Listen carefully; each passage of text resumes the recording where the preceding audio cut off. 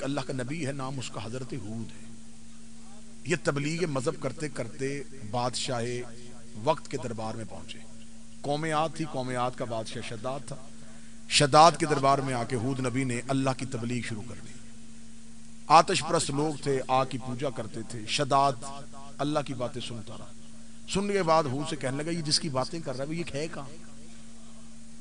ہود نے کہا کہ نظر نہیں آتا. تو اس نے کہا پھر اسے ماننے کیسے جو نظر ہی نہیں آتا؟ اگر تیرے اللہ کو مان لے تو کیا ہوگا؟ جناب ہود نے کہا وہ جنت دے گا. ابھی خواہش کا فرق پتہ چل جائے گا کہ جن کے ہاں تسلیم ہو ان کے ہاں جنت کا تصور کیا ہے، جن کے ہاں تحقیق ہو ان کے ہاں جنت کا تصور کیا ہے. جنت کا تصور تحقیق اور تسلیم کے آئینے میں پڑھنے لگا. اچھا اگر جنت میں جائیں تو کیا ملے گا؟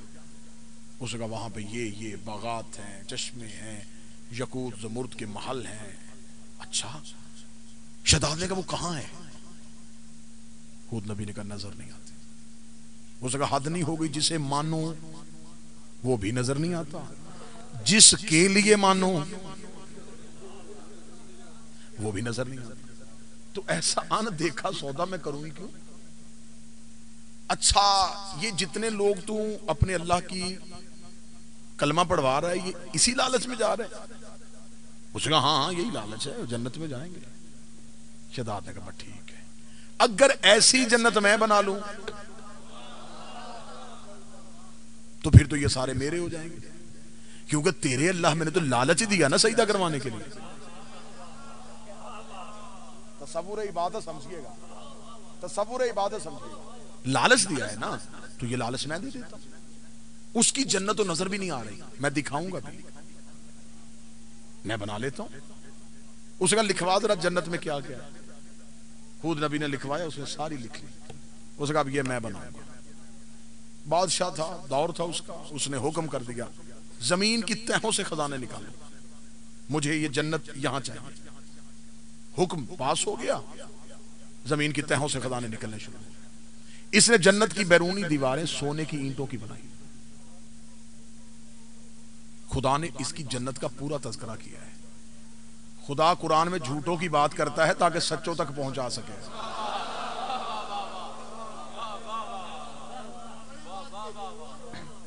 خدا نے اسے ارم شداد کے نام سے اس پورے تصور کو قرآن میں لکھا ہے.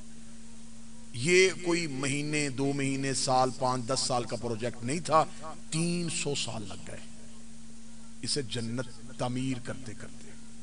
بیرونی دیواریں سونے کی بنائی تھی، بڑا مشک و عنبر کے مسالے اور یہ سب کچھ رکھ کے اندر اس نے اب محل بنانے تھے. اس نے زمرد اور یقوت کے قصر بنا دیے، محل بن گئے سارے.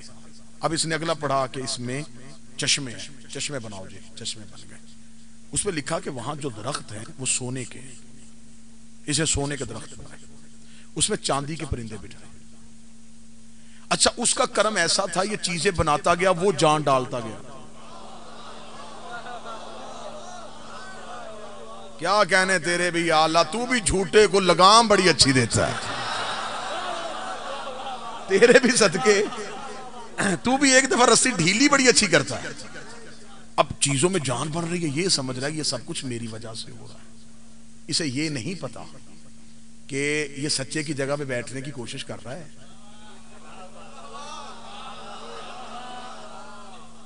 اب اس نے سونے کے درخت، اس پہ چاندی کے پرندے، اس نے چشمے بنا دیے. اس نے قرآن کہتا ہے کہ عارضی دودھ کی نہریں بنائی. اب اسے یہ خبر نہیں تھی دودھ کو اب جاری رکھنا تھا، رک جاتا تو اسے بدبو پیدا ہوتی. اب یہ پریشان تھا کہ اسے مسلسل جاری کیسے رکھوں. خدا کو پھر ترس آ گیا. خدا نے جبریل سے کہا اس کی بنائی ہوئی دودھ کی نہر پہ پھونک مار تاکہ بدبو پیدا نہ ہو. دودھ کی نہریں جاری ہو رہی ہیں، باغات سج گئے ہیں، چشمے بن گئے ہیں، جنت سج رہی. اب دیکھ نہیں رہا، جب پوری مکمل ہوگی تو پھر دیکھوں گا. پوری جنت سج گئی. اب آخری مرحلہ آ گیا تھا جنت کے مرکزی دروازے. جنت دروازے تک پہنچی اور خزانے ختم ہو گئے.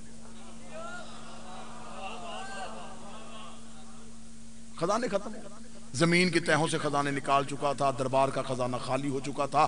حتیٰ کہ یہاں تک قرآن کی تفاسیر نے لکھا کہ اس نے رایا کے گھروں میں اپنی فوج بھیج دی. کہ رایا کے گھروں میں گھس جاؤ، جو ملے چھین کے لے آؤ، ریت کو بھی خالی کر دیا جنت بنانے کے جنون میں۔ بور تو نہیں ہو رہا؟ قرآن کی کہانی ہے۔ قرآن کہتا جنت بن رہی تھی، مرکزی دروازے کی جگہ باقی اور خزانے ختم، اب سر پکڑ کے بیٹھا ہے، ہیرے جواہرات ایک چیز بھی ایسی نہیں جس کو بیچے اور جنت کا دروازہ بنا لے۔ اور آپ بہتر سمجھتے ہیں کہ بندہ اتنا پیسہ گھر پہ لگائے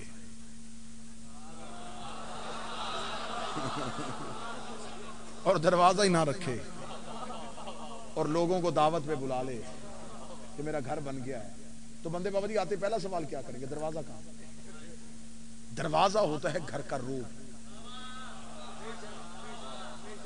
قیمتی گھر دروازہ قیمتی مانگتا، اس لیے خدا نے نبوت کے گھر کا دروازہ علی کو رکھا تھا۔ کو بیٹھا جو سن رہا، تاکہ نبوت کا روح برقرار رہے۔ جنت سج چکی تھی صاحبان، دروازے کی جگہ باقی تھی، سر پکڑ کے بیٹھا تھا، کہاں سے آئے دروازہ؟ یہ اسے دیکھا اس کے دربار میں ایک اجنبی شخص داخل ہوا ہے، اس کو پہلے کبھی دیکھا نہیں۔ اس نے ایک سپاہی سے کہا یہ کون ہے؟ یہ سائل ہے کوئی، کیوں آیا ہے؟ اس نے کہا سائل نہیں ہوں جی، دروازے بنانے والا مستری ہوں۔ کون تھا؟ جبریل۔ اللہ نے انسان کے روپ میں شداد کے محل میں بھیج دیا، دروازے بنانے والا مستری ہوں۔ تو کہنے لگا کیوں آیا؟ پتہ چلا ہے کہ آپ کو دروازے کی ضرورت، اگر کہیں تو میں دروازہ بناؤں؟ کہنے لگا خزانے میرے پاس کوئی نہیں ہے، دولت ختم ہو چکی ہے، اور ویسے بھی 300 سال لگے، اتنی قیمتی جنت اور تو معمولی سا ممار، تو بنائے گا میری جنت کا دروازہ؟ جبریل نے کہا اگر تو کہے تو بطور سیمپل، بطور نمونہ دروازے کا ایک حصہ دکھاؤں؟ اسے کا دکھا۔ خدا کہتا ہے جبریل نے ابھی کہا، خدا کہتا میں نے اپنی جنت میں سے تحقیق تسلیم، اب جنت پہ تحقیق ہو رہی ہے، اپنی جنت کے دروازوں میں سے دروازے کا ایک پلہ اکھاڑا، وہیں جبریل کے ہاتھ پہ رکھا۔ جبریل نے اس کے محل میں دروازہ کھڑا کیا، یہ سپاہیوں سمیت اٹھ کے کھڑا ہو گیا۔ اس نے کہا ایسی قیمتی چیز میرے جنت میں ایک بھی نہیں ہے، کہاں سے لے آیا تو یہ دروازہ؟ اتنا دیدہ زیب دروازہ، اتنا بہترین دروازہ کہاں سے لے گیا؟ جب نے کہا چھوڑ کہاں سے آیا، بتا خریدے گا؟ اس نے کہا آدھے دروازے کو میں کیا کروں گا؟ اس نے کہا جہاں سے آدھا آیا ہے وہاں سے سارا بھی آ جائے گا، تو قیمت طے کر۔ اچھا، اس نے کہا اگر آدھا دروازہ خریدوں قیمت؟ جبریل نے کہا آدھی جنت۔ اس نے کہا ایک حصہ لگا کے کیا کروں گا؟ دروازہ پورا چاہیے۔ جبریل نے کہا پوری جنت۔ اس نے کہا جنت تجھے دے دی تو پھر میں نے کیا بنایا؟ ایک دروازے کے بدلے میں 300 سال کی بنی جنت دے دوں؟ پھر میں نے کیا بنایا؟ پھر ذہن میں یہ بات آئی کہ جتنی محبت سے میں نے بنائی ہے، بنتا تو یہی دروازہ ہے، یہ لگ جائے گا تو جنت سج جائے گی۔ چل میری نہ بھی ہوئی، لوگ کہیں گے تو صحیح کسی نے چیز بڑی نرالی بنائی ہے۔ مشیروں نے کہا کہ تو پریشان کیوں ہو رہا ہے؟ بادشاہ تو، حکومت تیری، دروازہ خرید، اسے قتل کریں؟ ہم کون سا اسے دے رہے ہیں؟ تو دروازہ خرید سے قتل کر دیتے۔ قرآن کا واقعہ ہے، قرآنی واقعہ ہے۔ اس نے کہا میں لکھتا ہوں جنت کی ملکیت۔ اس نے جنت کی ملکیت لکھی، جبریل کے ہاتھ میں جنت کی ملکیت گئی، جبریل ہو گیا نظروں سے اوچھل۔ اس نے کہا اچھا ہوا خود ہی چلا گیا، ہم نے بھی تو مارنا ہی تھا، قوم جنات سے تھا یا انسانوں سے تھا، اچھا ہوا یہ خود ہی چلا گیا، جلدی کرو یہ دروازہ سجاؤ میری جنت میں۔ دروازہ لگ گیا شداد کی جنت کے باہر۔ اس نے کہا دن منتخب کرو، رایا کٹھی کرو، ساری فوج بلاؤ، آج جاؤں گا میں جنت دیکھنے کے لیے۔ آج مجھے دیکھنا ہے 300 سال کے بعد جس کا میں نے انتظار کیا تھا، آج میری جنت سج چکی ہے۔ یہ پورے جاہو جلال کے ساتھ، پورے پروٹوکول کے ساتھ، پورے لشکر، پوری آب و تاب کے ساتھ جب جنت کے دروازے کی طرف بڑھا تھا، ادھر یہ جنت کے باہر پہنچا، یہ اندر سے جنت کا دروازہ کھلنا شروع ہوا۔ اس سے کہا جنت کے اندر کون ہے؟ جب دروازہ کھلا تو اندر سے ہود نبی باہر آ رہا تھا، اندر سے ہود نبی باہر آ رہا تھا۔ اس نے کہا او ہود تو یہاں کیسے چلا گیا؟ فرمایا کس جگہ پہ؟ پھر کہنے لگا میری جنت میں۔ ہود نے وہی کاغذ کا ٹکڑا ہوا میں لہرایا، کون سی جنت؟ یہ تو ہم نے خرید لی ہے۔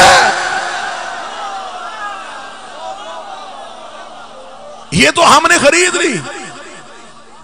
کہنے گا یہ تیرے پاس کہاں سے آئے؟ یہ کس نے خرید لی؟ فرمایا میرے اللہ نے. کہنے لگا وہ جو خرید کے لے کے گیا وہ تو دوبارہ نظر ہی نہیں آیا. فرمایا اسی نے بھیجا تھا جو نظر نہیں آتا. تو نے پہلے دن کہا تھا نا کہ اسے کیوں مانو جو نظر نہیں آتا. یہ اسی نے بھیجا تھا, وہ اس کا فرشتہ تھا, خرید لیے. اب یہ ہماری ہو گئی ہے, اب تو نہیں اسے دیکھے گا, اب یہ ہماری ہے. اللہ نے یہ پوری کہانی کیوں لکھی؟ خدا نے کہا اسے تھی جنت میں جانے کی حسرت, اسے تھی جنت بنانے کی آرزو. خدا کہتا ہے اس نے اپنی آرزو پوری کی, ہم نے اپنی جنت کے ایک دروازے سے اس کی 300 سال کی جنت خرید لی. خدا نے کہا یہ ہے میری جنت کی قیمت کہ میری جنت کا ایک دروازہ. شداد کی پوری جنت خرید گیا, میری جنت کا صرف ایک دروازہ شداد کی پوری جنت خرید گیا. اور شداد نے یہ جنت زمین کے خزانوں سے بنائی تھی, زمین کے سارے خزانے جس جنت پہ لگے تھے, میری جنت کا ایک دروازہ وہ پوری جنت خرید کے لے گیا. خدا نے کہا ایسے ہزاروں دروازے میں نے اپنی جنت میں سجائے ہوئے ہیں جس کا ایک دروازہ شداد کی جنت خرید گیا. اللہ نے بتا دی اپنی جنت کی قیمت. خدا نے کہا یہ ہے میری جنت کی قیمت.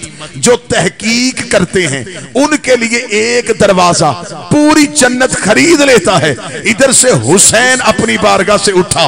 حسین نے کہا میرے اللہ, میرے پاس تو تحقیق والے ایک بھی نہیں, میرے پاس تو سارے تسلیم والے ہیں. تو اب حسین نے جنت کی قیمت کیا رکھی؟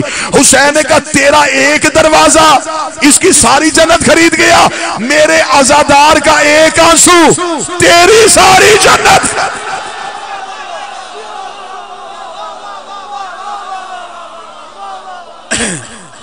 تیری جنت کا ایک دروازہ اس کی پوری جنت خرید گیا.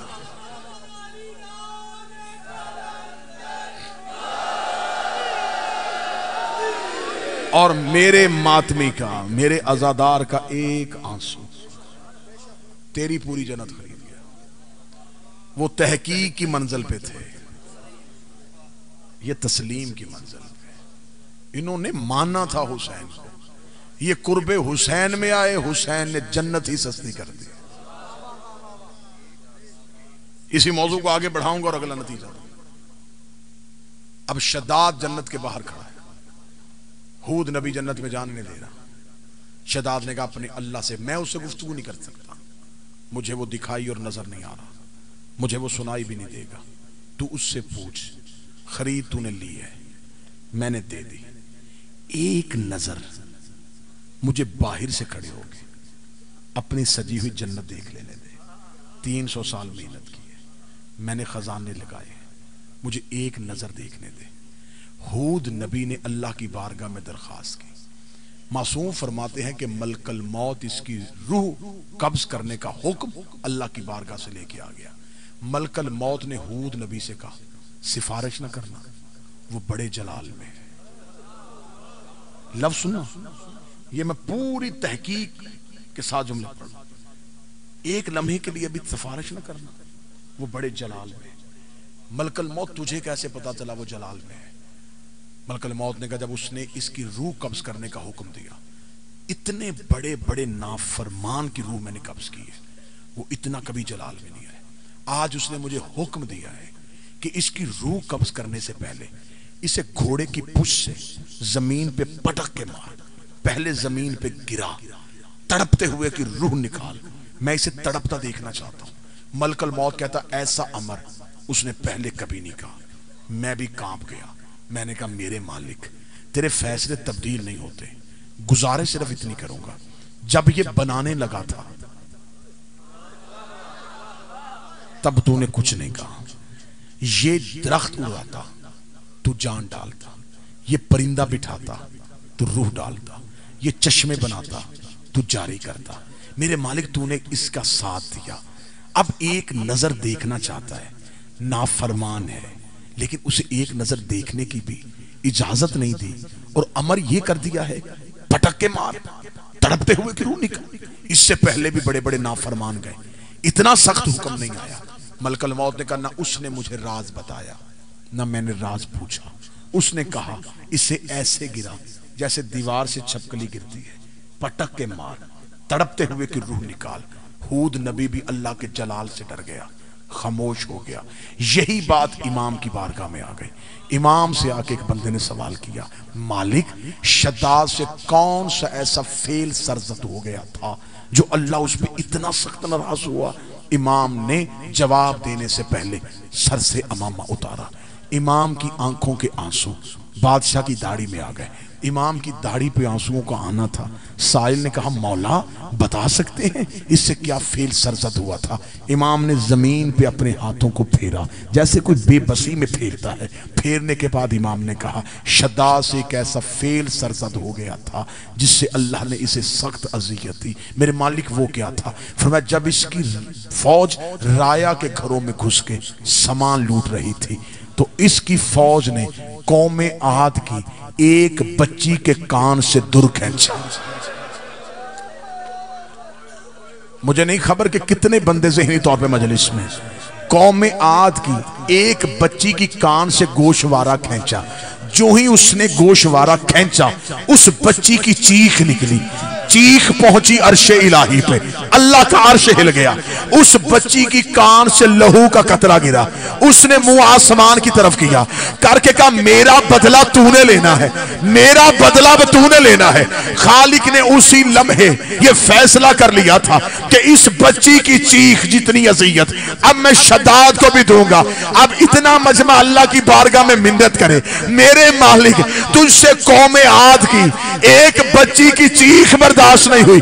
شام غریبہ حسین کی بیٹی دونوں کانوں پہ ہاتھ رکھ کے ادھر سکینہ لب کھولنے لگی، سجاد کی آواز آئی سکینہ بد دعا نہ کر رہا۔